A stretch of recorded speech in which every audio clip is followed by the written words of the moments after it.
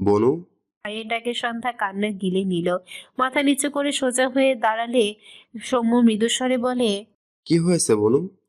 সন্ধ্যা মাথা তোলে না। এরা ভ্রু কুচকে বলে। কি আছে সন্ধ্যা, বল আমাদের। সৌম্য আকাশের বন্ধ দরজার দিকে তাকালো একবার, বিরক্ত হলো। তার বোন যদি অপরাধ করেও থাকে তাতে এমন করার কি আছে? অসহ্যকর লোক একটা। অতঃপর সন্ধ্যার দিকে চেয়ে কিছুটা আওয়াজ করে বলে। আকাশ ভাইয়া তোকে বাহিরে রেখে দরজা আটকে দিয়েছে বনু। তুই আমার সাথে চল। আর জীবনেও আকাশ ভাইয়ার আশেপাশে আসবি না। আই। সৌম্য কথাটা বলার সাথে সাথে আকাশ দরজা খুলে দাঁড়ায়। সৌম্যের দিকে খেয়ে ফেলা চোখে তাকায়। সৌম্য ভ্রু কুঁচকে চেয়ে আছে। কথাটা জোরে বলেছে আকাশকে শোনানোর জন্যই। কান টেনেছে, মাথা বেরিয়েছে। তার বোনটা কষ্ট পাচ্ছে আর এই লোক ঘরের দরজা আটকে আরামসে বসে আছে। ইরা মিটিমিটি হাসলো। সন্ধ্যা অবাক হয়ে তাকায় আকাশের দিকে। আকাশ ঘরের ভেতর থেকে বাইরে বেরিয়ে এসে সৌম্যের কলার ধরে তাতে দাঁত চেপে বলে। আমার বউয়ের কানে কুমন্ত্রণা দিচ্ছ? তোমার সাহস তো কম না। সৌম্য ভ্রু কুঁচকে বলে। বনুকে বাইরে দাঁড় করিয়ে রেখেছেন, তো কি করব? আকাশ দাঁত কিরমির করে বলে। সব দোষ তোমার।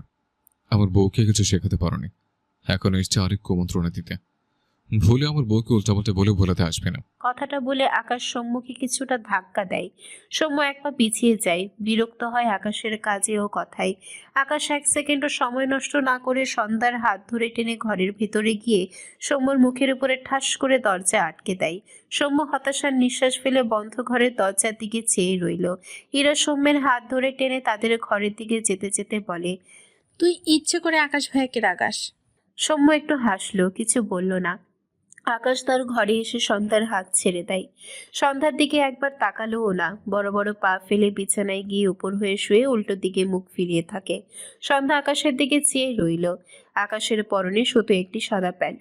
ঘরে এসে হয়তো পাঞ্জাবি খুলেছে। ফর্সা পিঠ লাইটের আলোয় জলজল করছে। সন্ধ্যা আকাশকে আগে এইভাবে দেখলেও খেয়াল করেনি, তবে আজ খেয়াল করছে। আকাশের গায়ের রং আর তার গায়ের রঙের মাঝে অনেক তফাৎ। কথাটি ভাবলেই সন্ধ্যার মন খারাপ হয়। গ্রামে থাকতে সবসময় শুনেছে ছেলেরা নিজেদের চেয়ে আরেকটু সুন্দর মেয়ে বিয়ে করতে চায়, আর একটু ফর্সা মেয়ে বিয়ে করতে চায়। তার সৎ মাও তাকে গায়ের রং নিয়ে অনেক কথা শোনাতো। ছেলেরা শ্যামা হলে ফর্সা মেয়ে চায়। সেখানে আকাশ নিজেই কত ফর্সা, আর সে চাপা রঙের।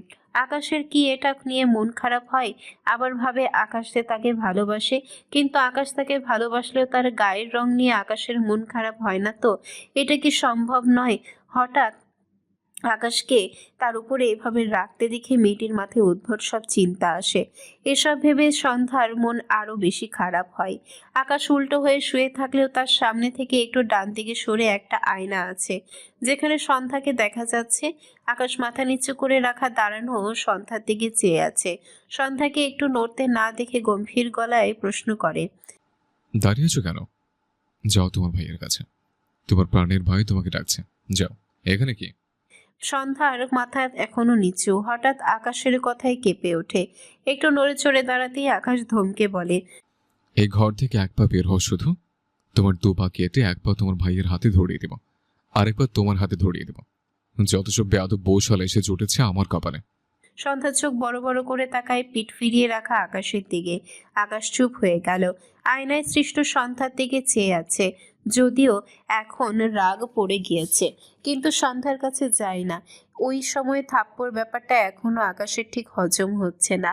সন্ধ্যা আবারও মাথা নিচু করে নেয়। সেই ঘর থেকে বেরোলে আকাশ আরো রেগে যাবে, কিন্তু সেই ঘর বের না হলে কোথায় থাকবে? এই ঘরে? কথাটা ভেবে সন্ধ্যা ঢুক গিলল। আকাশের সাথে অনেকটা স্বাভাবিক হলেও আকাশের সাথে কখনো থাকা হয়নি। সন্ধ্যা নিজেকে বোঝালো সে আকাশের সাথেই থাকবে। এমনিতেই আকাশ রেগে গিয়েছে তার কাছে, এখন এখানে থাকতে না চাইলে আরো রেগে যাবে। তাছাড়া আকাশের বলা তখনকার কথা, বউ না তুমি আমার? কাছে আসতে পারবো না আমি? এই কথাটি সন্ধ্যার মনে একটু নাড়া দিয়েছে, কিন্তু সে তো ইচ্ছে করে থাপ্পড় দেয়নি। এটা কিভাবে বলবে সে? আকাশের দিকে তাকালে দেখলো আকাশ এখনো নড়চড়বিহীন শুয়ে আছে। সন্ধ্যা ধীর পায়ে এগিয়ে আসে আকাশের দিকে। আকাশ সন্ধ্যাকে এগিয়ে আসতে দেখে চোখ বুজে নেয়। তার মাথায় যে কি চলে! সন্ধ্যা আকাশের পাশে দাঁড়িয়ে একটু ঝুঁকে আকাশকে দেখার চেষ্টা করে। আকাশের চোখ বন্ধ দেখে ভাবলো আকাশ ঘুমিয়ে পড়েছে। মেয়েটার মন খারাপ হলো। সে তো আকাশকে বলতেই পারলো না যে সে ইচ্ছে করে থাপ্পড় মারেনি। আকাশ বিছানার এক সাইডে শুয়েছে, অপর পাশে আকাশের ফোন দেখে ভাবলো সে ফোনে লিখে রেখে দিবে যে সে ইচ্ছে করে আকাশকে থাপ্পড় মারেনি।